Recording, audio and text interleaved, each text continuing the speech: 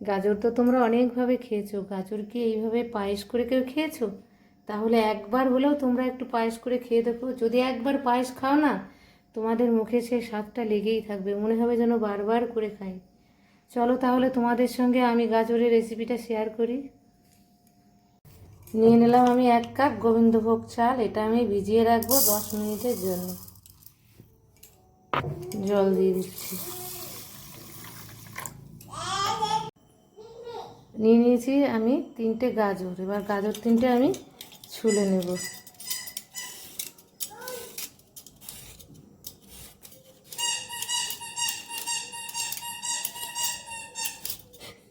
গাজর আমার ছোলা হয়ে গেছে, এবারে এইভাবে কেটে আমি নিয়ে নিলাম। আমি 4টে গাজর নিয়ে নিয়েছি, 3টে নিয়ে নিয়েছিলাম, একটু পচা পচা বেরিয়ে গেছে, ওই জন্য আমি 4টে নিয়ে নিয়েছি। এবার আমি ধুয়ে নেব। এবার নিয়ে নিয়েছি একটা গ্রেটার, এই গ্রেটার সাহায্যে আমি গ্রেট করে নেব। এই দেখো এইভাবে আমি সব এটা করে নিলাম। গ্রেট করা আমার হয়ে গেছে। এদিকে আমি কড়াই চাপিয়ে দিয়েছি, এদিকে আমি দিয়ে দেবো ঘি।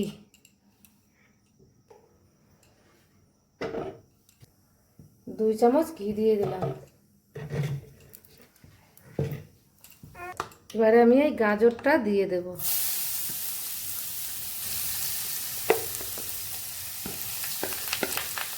আমি হালকা আছে আস্তে আস্তে নাড়বো এটাকে, আস্তে আস্তে নাড়তে হবে যেন এটা লেগে না যায়।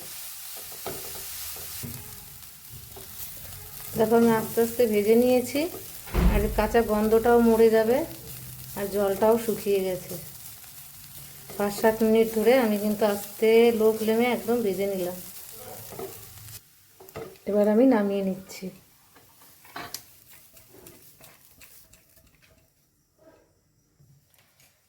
এবার আমি ওই কড়াইতেই দিয়ে দেবো 1 লিটার দুধ।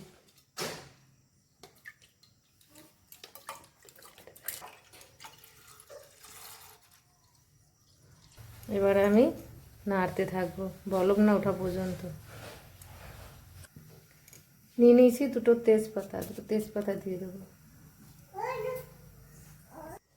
যে গোবিন্দভোগ চালটা আমি ভিজিয়েছিলাম সেইটাকে আমি এখন মিক্সিতে দিয়ে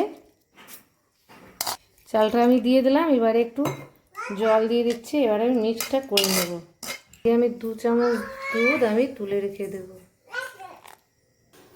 2-3টে এলাচ দানা আমি ফাটিয়ে নিয়েছি, সেইগুলো দিয়ে দিচ্ছি।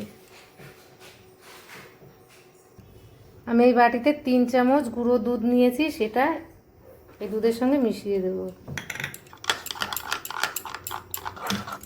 ভালো করে মিশিয়ে নেওয়ার হয়ে গেছে, এবার আমি এই দুধের মধ্যে ঢেলে দেব। আমি 1 লিটার দুধ শুকিয়ে কিন্তু 750 করে নিয়েছি, এখন ঘন হয়ে গেছে। এবারে আমি এই গাজরটা দিয়ে দেব।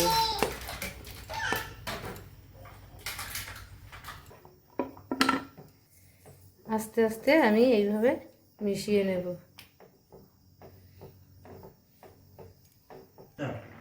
এবার আমি যে গোবিন্দভোগ চালটা পেস্ট করেছি আমি সেইটা দিয়ে দিচ্ছি।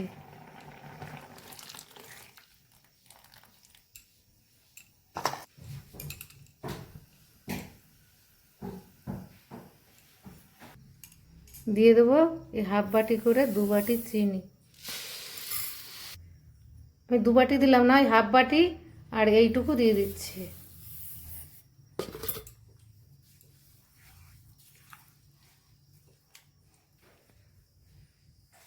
এবার দিয়ে কাজু, দিয়ে দেবো কিছু কিশমিশ।